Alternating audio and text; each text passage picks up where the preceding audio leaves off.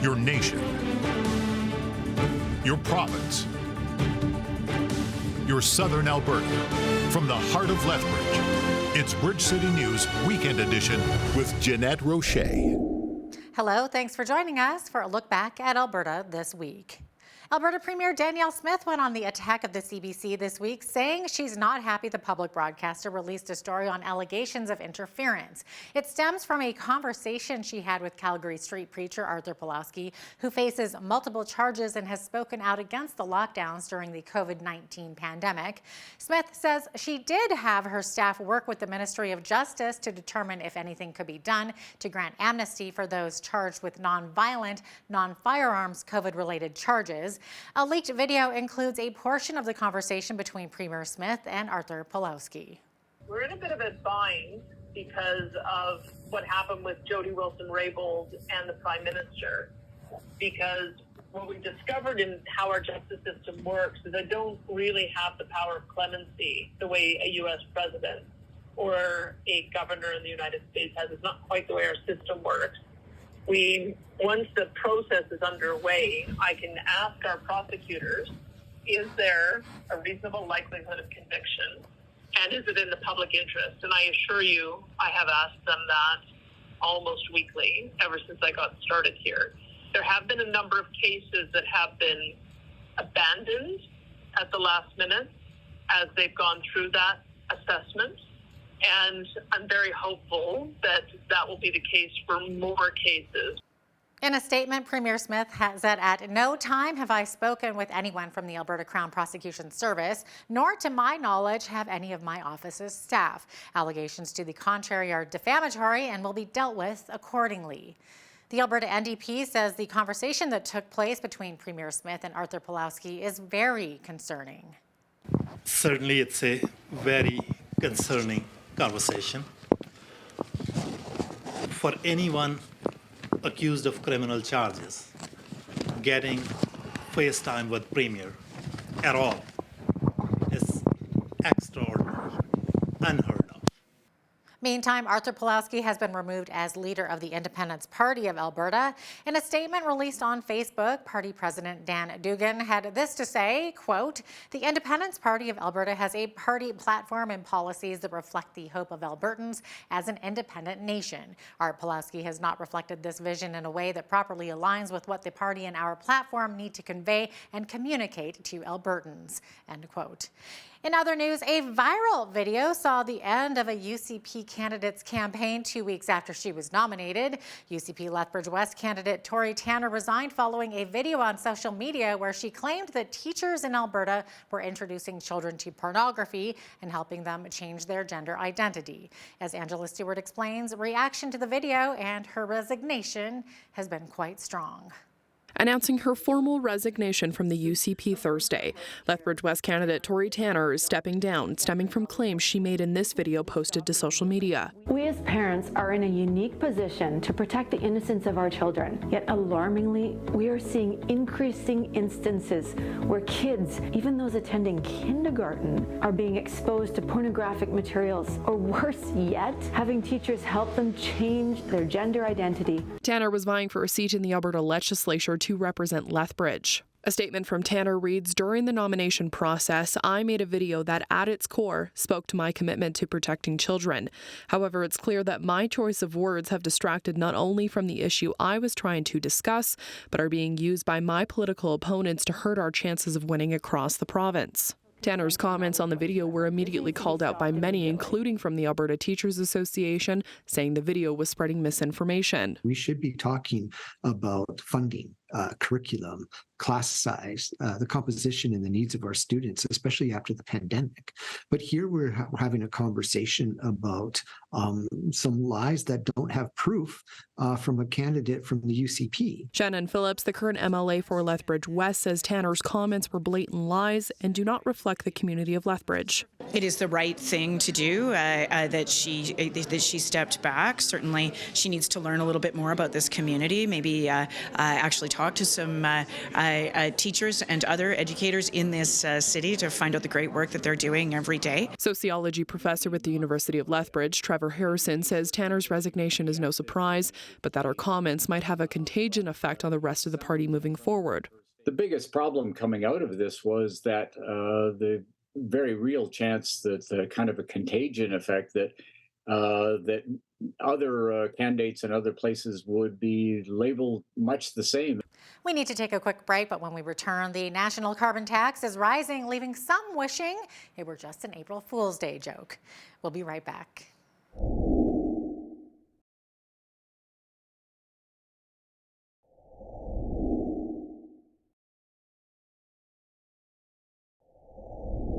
Welcome back. Well, it's no April Fool's Day joke. The national carbon tax rises on Saturday, April 1st in Alberta, Saskatchewan, Manitoba, and Ontario, meaning that we'll all have to pay a bit more to fill our gas tanks and heat our homes. The Trudeau government says, however, that it's also increasing the amount of the carbon price rebate checks issued to families to help offset the impact on family budgets. The House of Commons has passed a Conservative MP's private members bill that would exempt farmers from paying for some emissions of natural gas and propane under the federal carbon pricing scheme. The activities include drying grain, preparing feed, irrigating, and heating barns. Farmers have been facing rising production costs and say the bill will now head to the Senate, which gives them critical financial relief. The recently released federal budget called the Made in Canada Plan will see $43 billion in new spending over the next 6 years. The three main priorities will be healthcare, dental affordability, and a clean economy. Meanwhile, the federal debt is close to $1.2 trillion. Alberta Finance Minister Travis Toews reacted to the federal budget. In a statement, Toews said, quote, "We are concerned by the level of spending and lack of fiscal responsibility exhibited in this budget and its contribution to the country's already worrisome debt levels. This is a budget that will encumber Canadians and Albertans with a doubling of debt servicing costs over the course of the fiscal plan.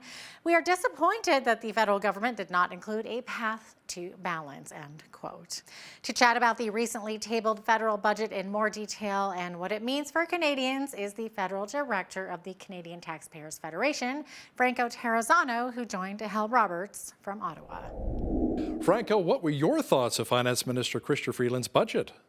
Bottom line, this is a bad budget for taxpayers. I mean, this budget is giving taxpayers big deficits, more money wasted on interest charges, and higher taxes. I mean, Budget 2023 makes one thing clear. This government does not care about fiscal restraint, and it does not care about helping taxpayers. Critics of the Trudeau government say there does not appear to be a path forward to achieving a balanced budget. How will this really impact the average Canadian taxpayer? Well, in a couple ways. I mean, number one, taxes are going up just in a few days. Alcohol taxes, they're still going up. And then, of course, you've got that carbon tax, which is going to make it more expensive every time you go to the pumps. It's going to make it more expensive to keep your home warm. And it's also going to increase grocery prices as well. You know, the carbon tax will cost the average family anywhere between $402 all the way up to $847 this year, even after the rebates. Bars, restaurants, and breweries across Canada are set to also feel the pinch on April 1st. The federal government announced the biggest increase to the alcohol excise tax in 40 years. It's going up by 6.3%. Experts say this tax will have a huge impact on those who enjoy a drink and the companies that provide them. BCN's Micah Quinn has the details. They are really struggling, and beer is their profit driver. So if they have to pay more for beer, they're in a real pickle. When Canadians make their next trip to the liquor store, a restaurant, or a bar on April 1st, they can expect to pay just a little bit more. CJ Healy, the president of Beer Canada, says this tax will hurt the alcohol industry in Alberta and across Canada moving forward. It will be really a devastating impact to, as you say, not just brewers, but barley farmers who rely on brewers to buy their product, and obviously the hospitality sector, who's just been really struggling to recover from the pandemic. Franco Terrazzano, the federal director of the Canadian Taxpayers Federation, told us this alcohol tax increase is coming at a bad time for our country. Canadians are already paying an arm and a leg every time you go to the liquor store or the pub. You pay about half of the price of beer in tax, 65% of a bottle of wine in tax, and about 3/4 plus of your favorite vodka, whiskey, or rum in tax. Numbers from the Canada Revenue Agency say on a liter of wine, the excise duty rate is increasing a little over 4 cents. For a 750 milliliter bottle of wine, the increase would be closer to 3 cents. The Canadian Minister of Tourism and Associate Minister of Finance, Randy Boissonneau, outlined what the figures would look like for a can of beer. What we're actually talking about, Mr. Speaker, is less than 1 cent per can of beer. That's what the federal amount is. According to a recent survey by Restaurants Canada, only around half of licensed restaurants in our country are operating at or below profitability levels. For Bridge City News, I'm Micah Quinn. After the break, battle lines are being drawn in Alberta as an election is just around the corner. That's next. Keep it right here.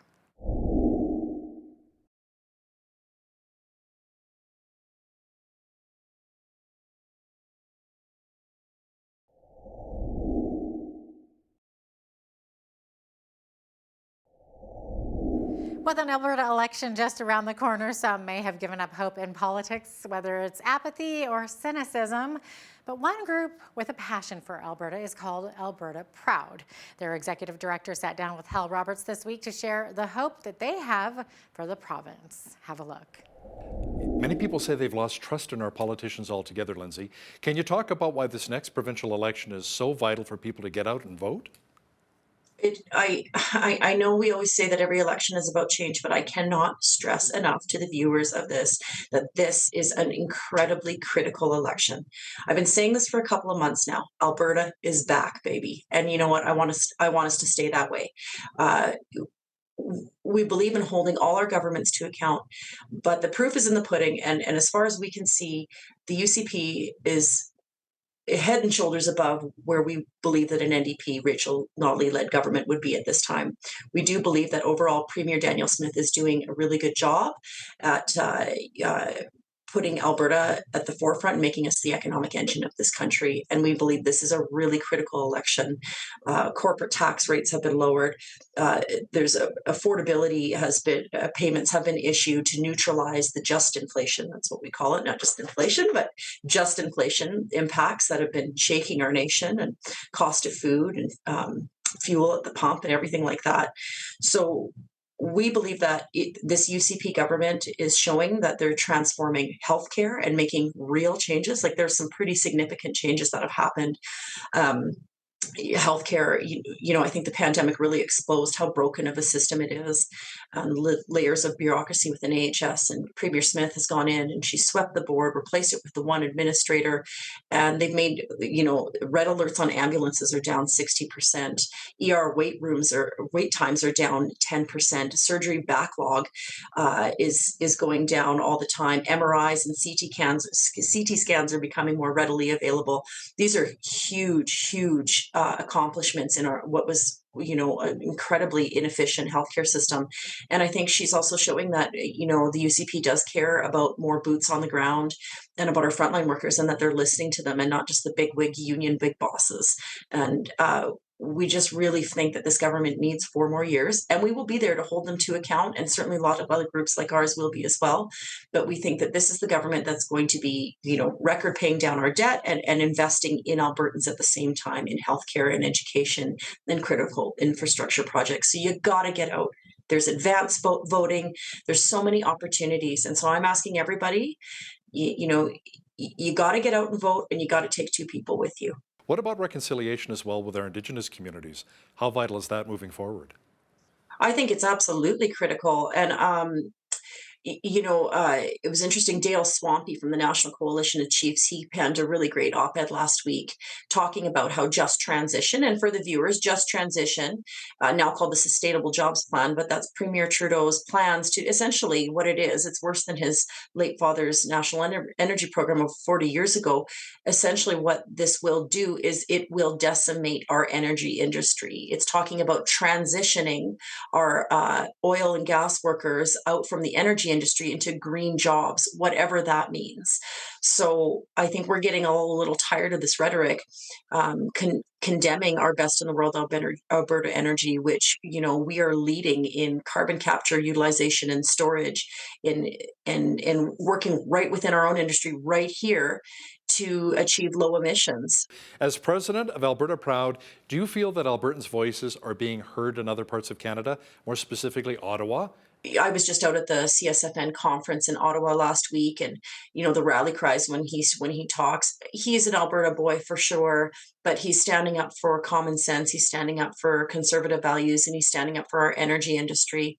And I think the alliance that would exist between him and Premier Smith is just vital for this country, to make us proud of our best in the world energy, and to make us proud of being Canadian, and bring us to the forefront at supplying our global allies with conflict-free LNG. I think that is so key. So I think we're not seeing it, certainly at the political level. Certainly we're not seeing it from the Liberals. We're not seeing an understanding or a support for Alberta that's been going on for decades. But while we're not seeing it at that, I think at the grassroots level, I think when you go out in the streets and you talk to people in Ottawa, and you talk to people in Montreal, and you talk to people across the country, I think there is that support.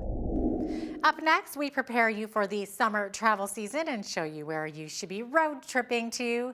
Here's a hint. There are 4 World Heritage Sites located in southern Alberta. Keep it right here.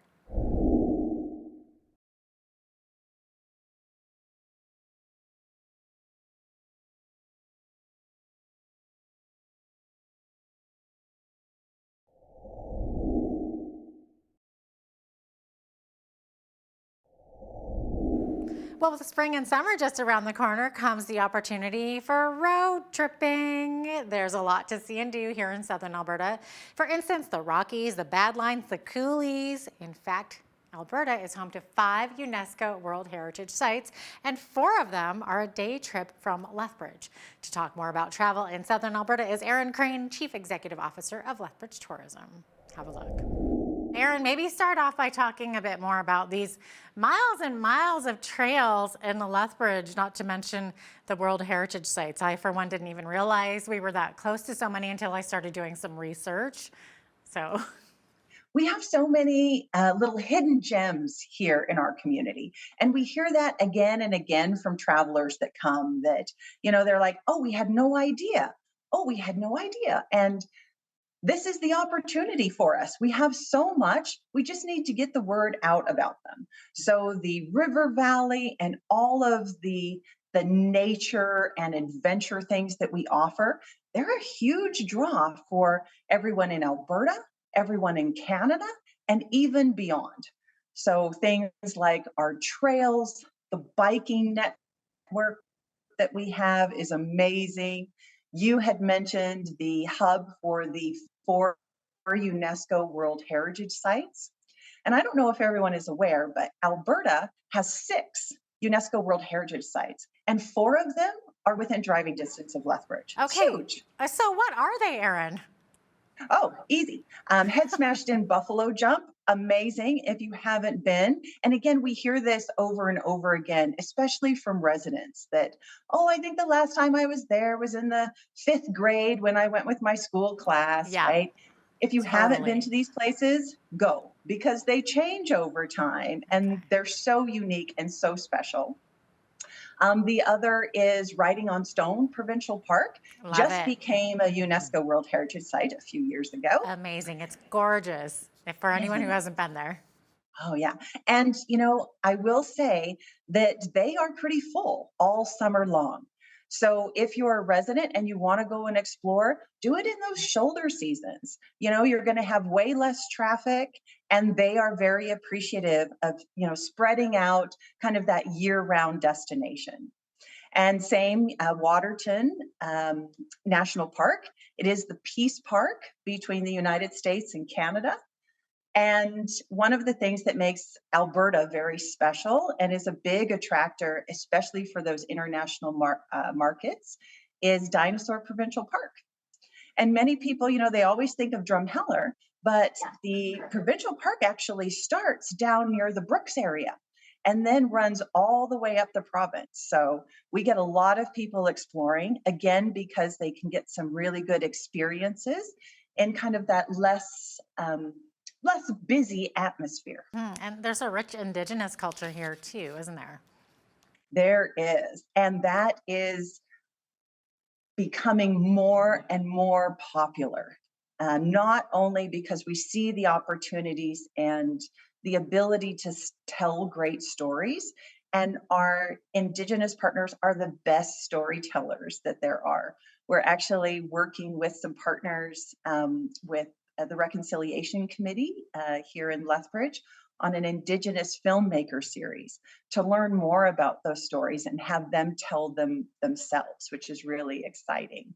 But for the international travelers and for those who come, you know, from around, you know, Canada, and especially those urban people that we get coming in, you know, these are things that they don't quite understand, and we need to tell them about, and we need to educate them because it is so important to everything we do. So how would you recommend that small businesses in our city tap into that tourism opportunity? You know, the best thing to do is to get in touch. We have been doing a lot of advertising lately about, you know, fantastic organizations that are hosting these events.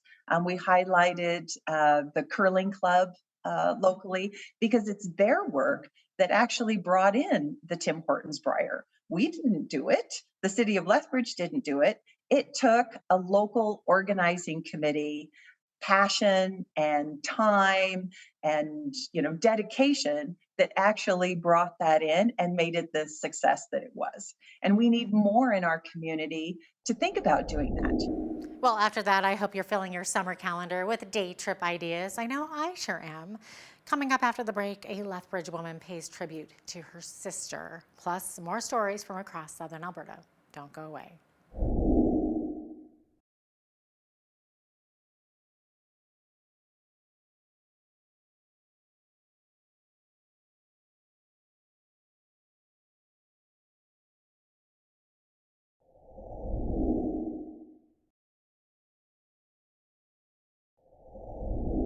A Lethbridge woman is paying tribute to her sister who sadly passed away 20 years ago. Sandra Asachuk says the second annual in-person Rita's Run will honor her late sister, Rita Jardidi, who lost her battle with mental illness. As BCN's Micah Quinn explained, Asachuk talked about how it's okay to ask for help if you're struggling. She was always someone I looked up to, someone who took care of both myself and my brother and our parents. She was a lovely person inside and out. Sandra Asachuk says her late sister, Rita Jardidi, was always the center of attention, the leader, and the life of the party. Once she was married with one child, she was diagnosed with postpartum depression following the birth of her second. One day in 1999, her parents came home only to find that she had overdosed. She was taken to the Toronto hospital and put on suicide watch in the psychiatric ward. The next few years were quite challenging for the whole family as Jardidi was diagnosed with bipolar disorder, and she continued to battle with depression. 3 years after that, she successfully took her own life and ended her struggle with her mental illness. Asachuk says it's okay to not be okay. And if you or someone you know is struggling with mental illness, it's a good idea to reach out and talk to someone about it. Asking for help is not a weakness. Asking for help is a strength. Rita's Run will take place on May 13th at Elks Compound in the Lethbridge River Bottom. It is a family-friendly event. We have 2 courses, a 5K and a 10K. So if you are not a lover of running, we welcome walkers as well. The Lethbridge Sports Hall of Fame has announced 6 new inductees for this year's class. They include 2 athletes, 2 builders, 1 team, and 1 special award. Everyone who will be inducted during the upcoming ceremony will have contributed to the athletic history in Lethbridge and will join past recipients. 44 years after the fact, it's pretty exciting. I guess it's a great honor to be selected to be a part of the Hall of Fame.